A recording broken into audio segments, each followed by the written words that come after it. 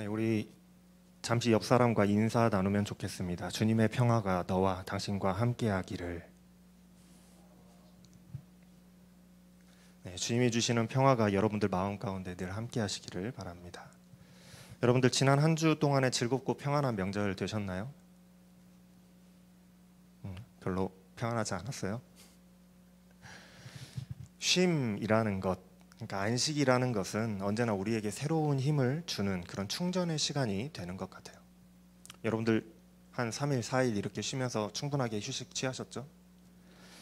열심히 일하고 열심히 살아가는 치열한 삶도 중요하지만 그만큼 우리에게는 이 안식이라는 것이 필요한 것입니다.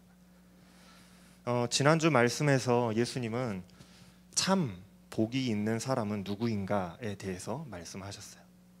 복이 있는 사람이란 특별한 은혜를 누리고 세상이 이야기하는 많은 혜택들을 누리는 그런 사람들이기보다는 하나님의 말씀을 듣고 행할 수 있는, 하나님을 믿을 수 있는 사람이야말로 참 복이 있는 사람이다라고 주님께서는 말씀하셨죠.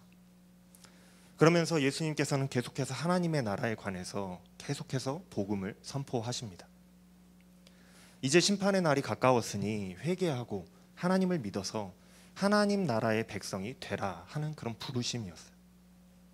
그래서 우리는 때때로 주님이 초대하고 계시는 그 하나님의 나라는 도대체 어떤 나라일지 우리 나름대로 한번 상상해 보기도 합니다. 크고 화려한 성이 있고 아름다운 정원이 있고 금은 보화로 치장된 그 황금빛의 나라를 상상하기도 하죠.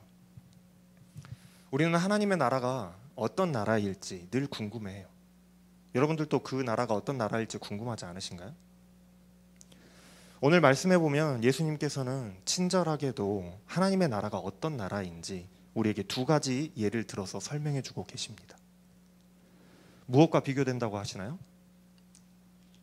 오늘 말씀 마지막 부분에서 무엇과 비교할까 하시면서 무엇과 비교된다고 하세요? 겨자씨와 누룩. 겨자씨와 누룩입니다. 18절부터 21절 말씀에 그러므로 예수께서 이르시되 하나님의 나라가 무엇과 같을까? 내가 무엇으로 비교할까? 마치 사람이 자기 채소밭에 갖다 심은 겨자씨 한 알과 같다. 자라 나무가 되고 공중의 새들이 그 가지에 깃들였다. 또 이르시되 내가 하나님의 나라를 무엇과 비교할까? 마치 여자가 가루 서말 속에 갖다 넣어 전부를 부풀게 한 이 누룩과 같다라고 하셨습니다. 예수님은 이 하나님의 나라가 겨자씨와 이 누룩에 비교될 수 있다라고 말씀하세요. 여러분들 어떤 느낌이 드시나요? 하나님의 나라가 누룩과 또 겨자씨와 같대요. 솔직히 조금 의아하지 않으신가요? 조금 실망스러울 수도 있을 것 같아요. 내가 그리고 상상하는 하나님의 나라는 커다란 황금 궁전이 있고 딱 도로가 아름다운 보석으로 치장되어져 있고 아름다운 정원과 아름다운 음악이 흐르고 뭔가 휘황찬란한 그런 이미지를 생각했는데 겨자씨와 누룩이라니. 내가 기대하고 고대하던 모습에 비하면 너무나도 작고 미약한 그런 모습입니다. 아마 예수님 당시의 사람들도 그랬을 거예요. 하나님의 나라는 당시의 로마 제국과 비교해도 손색이 없을 정도로, 아니 어쩌면 그보다도 더 위대한 나라, 어쩌면 그보다도 더 강력한 나라일 것으로 사람들이 기대하고 있었을지도 모릅니다. 주님은 그 나라의 왕으로, 위대하고 강력한 왕으로 아마 기대했을 거예요. 그런 기대를 하고 있었는데 겨자씨와 누룩은 좀 아니잖아요. 너무나도 큰 것을 기대하고 있었는데 이만한 겨자씨는 좀 아니잖아요. 그러나 예수님은 하나님의 나라가 겨자씨와 이 누룩과 비교된다, 그것과 같다라고 말씀을 하세요. 왜 하나님의 나라를 하필이면 다른 큰 것도 좋은 것도 번쩍이는 것도 많은데 왜 겨자씨와 누룩과 비교된다고 하셨을까? 말씀을 살펴보면은 겨자씨와 누룩에는 한 가지 특징이 있습니다. 무엇일까요? 작은 것이 엄청나게 커진다라는 특징이에요. 처음 시작은 보잘것없는 작은 한 알의 씨앗이었고 작은 한 조각의 누룩이었지만은 그것이 엄청나게 커진다라는 특징을 가지고 있어요. 그렇다면 천국이 엄청나게 커질 것이기 때문에, 앞으로 이렇게 커질 것이기 때문에 하나님의 나라가 이것들에 비유되는 것일까요? 이것들과 비교되는 것일까요? 물론 그것도 천국이 이렇게 커질 수 있다라는 것도 하나님 나라의 하나의 특징일 수는 있습니다. 그러나 예수님께서 오늘 말씀에서 특별히 겨자씨와 누룩에 비교하신 것은 조금 더 깊은 의미를 가지고 있어요. 오늘 말씀 10절 말씀으로 한번 가보겠습니다. 오늘 말씀의 전반부는 안식일에 이 꼬부라진 여인을 고치신 일화가 기록되어 있습니다. 이 겨자씨 비유 앞에 그 이야기가 기록되어 있어요. 예수님께서 안식일에 회당에서 사람들에게 가르치고 계셨습니다. 그때에 18회 동안이나 귀신 들려서 병을 앓고 있는 이 여자가 이 회당 안에 있었어요. 성경은 이 여인이 앓고 있는 병이 꼬부라져서 조금도 펴지 못하는 병이라고 말씀하고 있습니다. 오늘날로 이야기하면 오늘날 이 병은 이 강직성 척추염이라고 추정이 되고 있어요. 우리 사람의 척추 사이에는 이 디스크라는 게 있잖아요. 척추와 척추 사이에는 디스크라는 것이 있고, 이렇게 척추가 여러 조각으로 나누어져 있기 때문에 우리가 허리를 굽히기도 하고 펴기도 하면서 척추가 유연하게 움직이고 행동을 자유롭게 할 수 있잖아요. 그렇죠? 그런데 강직성 이 척추염이라는 병은 이 척추 마디마다 이 사이사이마다 염증이 생겨서 굳어버리는 병이라고 해요. 아직도 원인을 정확히 알 수 없는 병이라고 하고요. 이 병에는 단계가 또 있어서 이 중증, 아주 심각한 단계에 있는 강직성 척추염의 경우에는 척추들이 아예 이렇게 서로 들러붙어서 서로 완전히 하나가 되어버려서 완전히 굽어진 채로 움직이지 않는 단계가 있다고 합니다. 척추가 하나로 붙어서 움직일 수 없다면 얼마나 불편하겠어요. 그렇죠? 눕거나 일어설 때도, 또 걸을 때도, 활동할 때도 엄청난 불편이 따를 겁니다. 오늘 말씀 속에 이 여인은 조금도 펴지 못하는 여인이라고 소개되어 있어요. 아마도 이 중증에 해당하는 상태였던 걸로 보입니다. 그런데 예수님께서 이 여인을 주목하셨어요. 그리고 이 여인을 불러서 이르시되 여자여 내가 내 병에서 놓였다라고 말씀하시면서 이 여인의 직접 손을 얹으시고 안수하셨어요. 그러자 이 여인의 병이 곧바로 치유되었습니다. 그리고 하나님께 영광을 돌렸어요. 항상 그렇듯이 문제는 여기서부터 시작합니다. 이 회당의 회당장이 예수님께서 안식일에 병 고치는 것을 보고 분을 내기 시작했어요. 그러면서 애꿎은 회중에게, 사람들에게 화를 내면서 명령하기 시작합니다. 일할 날이 6일이나 있는데 그 6일 동안에 와서 고침을 받을 것이다. 안식일에는 하지 말아라. 분명히 거기에 모여있는 사람들 회중에게 이야기하고 있기는 하지만 누가 봐도 지금 예수님을 돌려까는 중입니다. 예수님께 직접 따지지는 못하겠고 예수님 들으라는 듯이 괜시리 거기 모여있는 사람들에게 짜증을 내고 있는 거죠. 예수님께서는 즉시로 대답하십니다. 외식하는 자들아, 너희가 각각 안식일에 자기의 소나 나귀를 외양간에서 풀어내어 이끌고 가서 물을 먹이지 아니하느냐. 그러면 18회 동안 사탄에게 매임받은 이 아브라함의 딸을 안식일에 이 매임에서 푸는 것이 합당하지 아니하냐. 예수님은 안식일을 철저히 지키고자 하는 이 회당장뿐만이 아니라 거기에 동조하는 사람들을 향해서 외식하는 자들이라고 혼을 내십니다. 왜 그랬을까? 왜 혼을 내셨을까? 이 사람들은 안식일이 되면 자신들의 소나 나귀와 같은 이런 가축들을, 자신들의 짐승들을 외양간에서 풀어내어서 물을 먹였어요. 율법에 따르면 안식일은 일을 하면 안 된다고 되어 있습니다. 여러분들도 잘 알고 있는 내용이죠. 그런데 비록 안식일이지만 이 가축들이 물과 음식을 먹어야 살 거 아니에요. 안식일에도 먹어야 살잖아요. 안식일이라고 주인이 물도 안 줘, 밥도 안 주면 가축들은 꼼짝없이 굶어야 됩니다. 어쩌면 그 중에서 좀 약한 녀석들은 굶어 죽을 수도 있어요. 그래서 유대인들은 안식일에는 꼭 가축들을 우리에서 풀어서 데리고 나가서 물과 음식을 먹게 했습니다. 왜냐하면 율법에 따르면 가축에게 내가 직접 사료를 가져다 주고 내가 직접 물을 가져다 주는 행동은 그것은 일이 될 수 있기 때문에 그래요. 내가 가져다 주면 일이지만 가축들을 풀어서 데리고 나가서 지들이 먹으면 그건 일이 아니니까 매주 안식일마다 풀어서 데리고 나갔단 말이에요. 가축들이 스스로 물을 마시고 풀을 뜯을 수 있게 우리에서 풀어서 끌고 나갔다라는 거예요. 안식일, 그렇게 하면 안식일도 지키고 자신들의 가축도 살릴 수 있었거든요.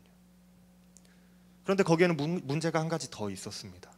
문제는 가축들을 묶어놨던 그 매듭을 푸는 일조차 또한 일에 해당된다는 거였어요. 그리고 또 먼 거리를 나갈 수도 없었어요. 1km 정도 거리만 이동할 수 있게 허용되었습니다. 사실 따지고 보면 이것들도 다 일이었어요.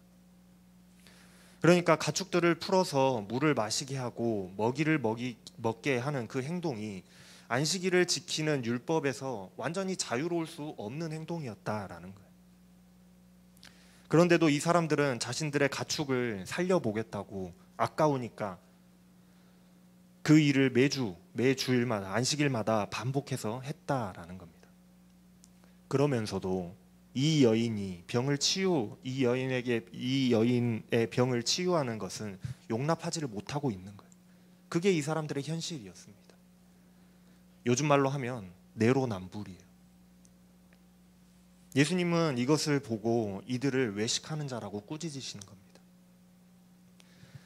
이 여인이 병을 앓은 횟수는 18년이었습니다.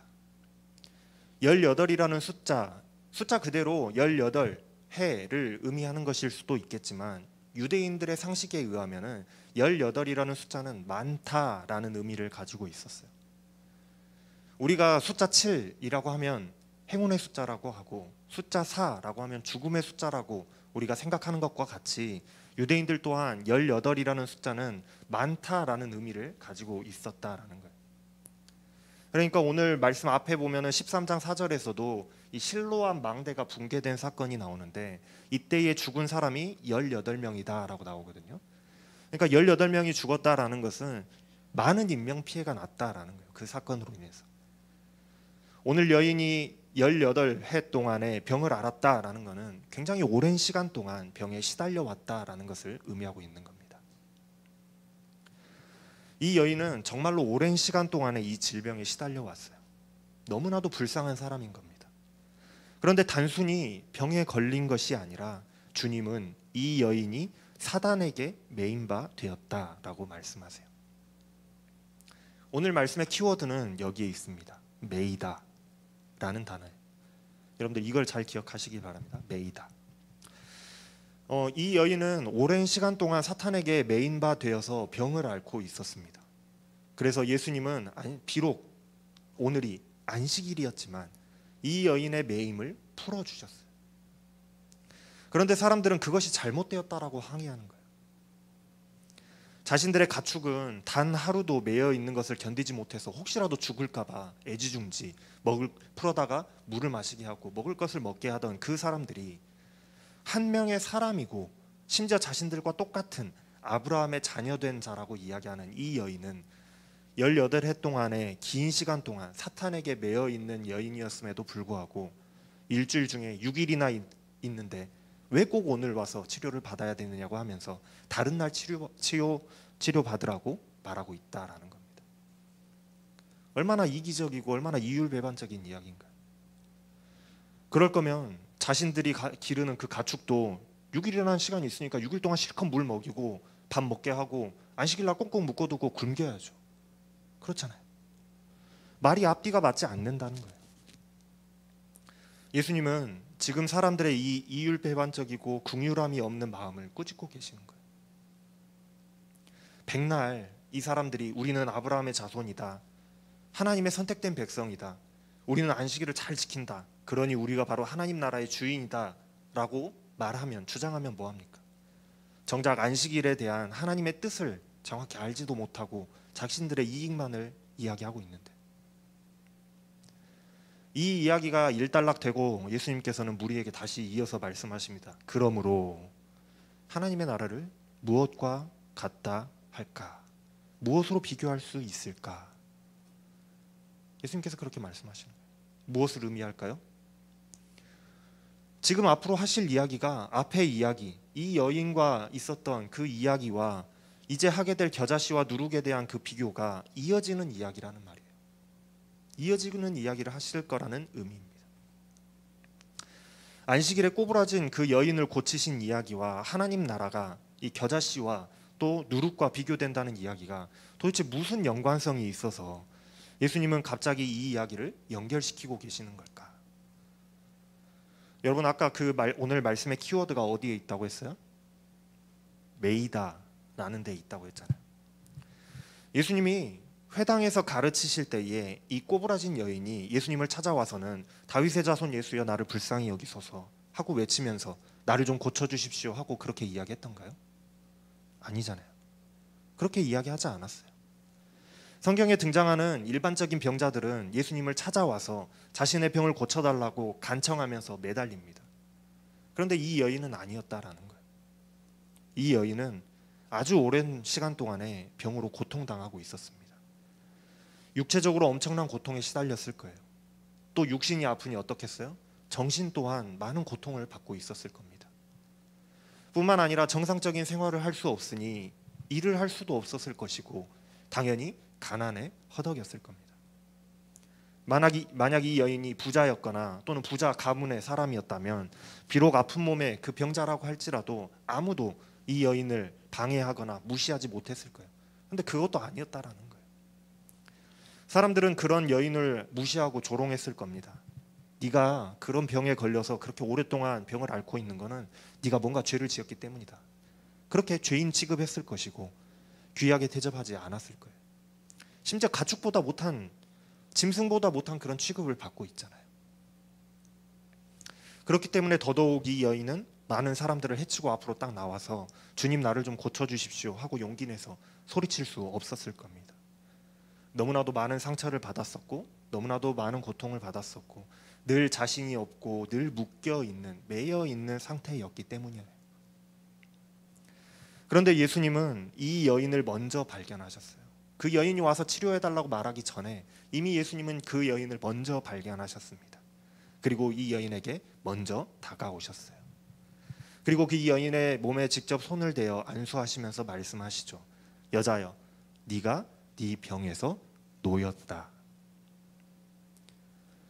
평소에 예수님이셨다면 환자들이 와서 치료해달라고 부탁했을 때에 치유되었다. 네가 구원을 받았다.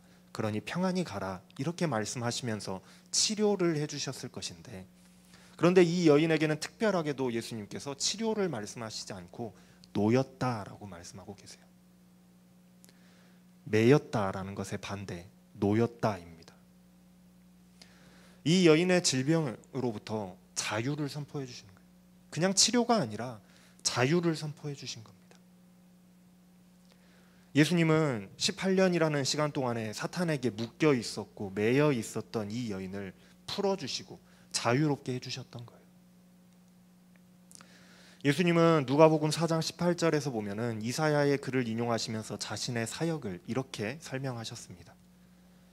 주의 성령이 내게 임하셨으니 이는 가난한 자에게 복음을 전하게 하시려고 내게 기름을 부으시고 나를 보내사 포로된 자에게 자유를 눈먼 자에게 다시 보게 함을 전파하며 눌린 자를 자유롭게 하고 주의 은혜의 해를 전파하게 하려 하심이라 하였더라. 이게 바로 예수님이 받으신 사명이고 예수님이 전하신 하나님 나라의 복음이었으며 하나님 나라의 모습이에요. 포로된 자에게 자유를, 눈먼 자를 다시 보게 함을, 눌리고 묶인 자에게 자유를 주고 자유를 주시게 그 해방하시게 하는 하나님의 은혜를 선포하는 것, 전하는 것, 그것이 바로 복음이었고 하나님 나라의 참 모습이었습니다. 그렇기 때문에 예수님은 안식일이라고 할지라도 지금 비록 오늘이 일을 하지 못할 안식일이라고 할지라도 매여 있는 것을 푸는 것은 하나님 나라의 모습이고 이것이 내가 해야 될 일이기 때문에 당연히 안식일에 해야 될 합당한 일이지 않느냐라고 말씀하시는 거예요. 그렇다면 왜 하나님의 나라가 이 겨자씨와 누룩과 비교할 수 있는지, 비교되는지가 좀 더 명확해집니다. 겨자씨는 참 작은 씨앗이죠. 세상에서 가장 작은 씨앗은 아니에요. 가장 작은 씨앗은 아니지만 우리가 작은 것을 말할 때 우리나라에서는 좁쌀만하다 또는 쥐똥만하다 코딱지만하다라고 표현하는 것과 같이 이스라엘 사람들에게 겨자씨는 이 작은 것을 대표하는 이 관용적인 표현이었습니다. 그런 작은 겨자씨가 이 밭에 심겨지고 우리가 상상할 때에 밭에 심겨지고 이게 자라나면 키가 거의 3m까지 자라나게 된다라고 해요. 이렇게 작은 겨자씨가 3m나 되는 키가 자라나는 겁니다. 성경에는 이 겨자씨를 나무라고 표현하고 있어서 우리가 상상할 때는 굉장히 커다란 그런 소나무 같은 나무를 상상할 수 있지만 사실 겨자씨는 유채꽃하고 완전히 똑같이 생겼습니다. 구분이 안 가요. 우리가 제주도에 가면 보게 되는 그 노란 유채 있잖아요. 그거예요. 겨자도 영락없이 노란 꽃을 피우는 유채와 똑같이 생겼습니다. 그러나 한 가지 좀 다른 점이 있다면 유채보다 조금 더 줄기가 굵고 키가 더 크게 자란다라는 거예요. 한 3m까지 자라니까 우리가 생각하는 유채는 한 요만큼밖에 안 자라잖아요. 한 1m. 그러나 겨자씨는 한 3m까지도 자란다라는 거예요. 그 정도가 조금 달라요. 그래도 그 정도까지 크니까 예수님이 그것을 보시고 나무같이 자란다고 말씀하셨던 것이고 그 정도 크니까 거기에 새도 깃들일 수 있는 정도가 되는 겁니다. 중요한 거는 우리가 상상하고 원했던 그런 화려함과 위험 있는 하나님의 나라의 모습은 아니라고 할지라도 겨자씨처럼 작고 보잘것없어 보이는 그런 복음의 씨앗이 그런 하나님의 나라가 심기워지고 점점 자라나고 성장하게 되었을 때에는 공중의 새에게 그러니까 지친 사람들에게 평안과 쉼을 제공해주는 자유를 주는 그런 공간이 되는 것과 같이 하나님의 나라 또한 작고 보잘것없이 우리 가운데 심기워졌을지는 몰라도 처음은 그랬을지 몰라도 그것이 자라나고 성장하였을 때에는 그냥 단순히 키만 크고 성장한 것이 아니라 하나님이 주시는 참 평안과 쉼이 있는 그런 나라가 되기 때문에 겨자씨와 같다라고 예수님께서는 비유하고 계신다라는 거예요. 누룩도 이것과 마찬가지입니다. 서말이라고 하는 거, 셋 말 정도 되는 그것이 작은 양이 아니에요. 우리로 이야기하면 큰 한 푸대 정도는 되는 양입니다. 그런데 이 안에 작은 조그마한 누룩 하나를 떼어서 넣었더니 고작 한 푸대 정도 되는 그 정도에 불과했던 그 양이 부풀어 올라서 자그마치 150명이나 되는 사람들이 먹을 만큼의 양이 된다라는 거예요. 하나님의 나라도 이런 누룩과 같이 비록 작고 미약한 그런 조그마한 양이었다고 할지는 몰라도 그것이 부풀고 성장하게 하여서 많은 사람들에게 풍요와 또 행복을 줄 수 있는 그런 나라이기 때문에 하나님의 나라는 누룩과도 비교될 수 있다라고 말씀하시는 겁니다. 여러분, 우리는 오늘 그 말씀에 예수님의 사역에서 하나님의 나라를 엿볼 수가 있어요. 예수님은 오늘 이 18년 동안 꼬부라진 여인을 고쳐주셨습니다. 그녀는 오랜 시간 동안에 이 사탄에게 매인 바 되었고 그 때문에 이 질병으로 고통받는 사람이었지만 예수님은 그 매임을 풀어주심으로 이 질병을 고쳐주셨어요. 예수님의 사역이 무엇인가? 바로 이 매여 있는 자들, 우리같이 세상 권세, 사단의 권세에 매여 있는 사람들을 풀어주시고 자유케 하시는 그것이 바로 예수님의 사역이었습니다. 그리고 하나님의 나라가 어떤 나라인지는 예수님의 사역이 너무나도 잘 보여주고 있어요. 포로가 된 자들에게 자유를 주는 그런 나라, 눈먼 자가 다시 보게 되는 나라, 눌린 자, 매인 자가 자유롭게 되는 나라, 하나님의 은혜로 해방과 평안이 넘치는 그런 나라, 그게 바로 하나님의 나라인 것입니다. 비록 우리 가운데에 전해지고 우리 안에 심기워진 그 하나님의 나라, 그리고 하나님의 나라의 그 복음이 지금은 비록 화려하지 않고 작고 미약한 모습일지는 모르겠습니다. 그러나 겨자씨처럼 또 누룩처럼 작고 보잘것없는 모습이었다고 할지는 몰라도 그러나 여러분들 우리는 실망할 필요가 없습니다. 왜냐하면 겨자씨는 자라서 커다란 나무가 되고 누룩은 부풀어서 커다란 반죽이 되기 때문이에요. 그리고 이것들이 성장하였을 때에는 단지 그냥 모양만 커다랗게 커진 것이 아니라 그 안에서 우리에게 참 평안과 참 자유와 참 행복을 주는 것과 같이 천국은, 하나님의 나라는 세상이 줄 수 없는 참 평안과 자유와 평안을 우리에게 줄 것이기 때문에 그렇습니다. 여러분, 모든 이 매임으로부터 자유롭게 풀어주시는 그 주님을 여러분들이 의지하시기를 바랍니다. 그리고 이 모든 매임으로부터 자유케 하시는 그 하나님의 나라를 여러분들이 소망하시기를 바랍니다. 여러분들 마음 가운데에 묶임이나 매임이나 걱정이나 근심이 있다면 여러분들 주님을 의지하시고 하나님의 나라를 소망하시길 바라요. 우리가 그 안에서, 우리 안에 그 하나님의 나라를 소유하게 될 때에, 우리가 하나님의 나라를 소유할 때에 우리 안에 하나님의 그 자유하게 하시는 은혜가 넘쳐날 겁니다. 하나님께서 평안하게 하시는 그 쉼이 우리 가운데 넘쳐나게 될 것이기 때문입니다. 기도하겠습니다. 사랑의 하나님, 하나님을 믿고 의지한다고 기도하면서도 돌아서면 현실적이고 그 실질적인 나의 문제들을 생각하며 불안해하고 근심했습니다. 세상의 근심과 걱정에 묶이고 또 매여서 자유롭지 못하고 늘 고민하고 한숨 지으며 초조해하며 살아가던 날들을 되돌아봅니다. 하나님의 나라는 매임을 푸시고 자유를 주시며 평안을 주시는 나라임을 오늘 말씀을 통해서 우리가 다시 한번 깨닫습니다. 주님이 해방을 선포하셨으니 근심과 걱정에서 자유롭게 하시고 또 우리가 하나님 나라의 백성들이 되었으니 참 평안과 참 자유 안에서 살아가게 하여 주시옵소서. 우리 모두가 하나님의 나라를 소망하며 살아가는 자들이 다 되게 하여 주시옵소서. 이 모든 말씀 우리 주 예수 그리스도의 이름으로 기도합니다. 아멘.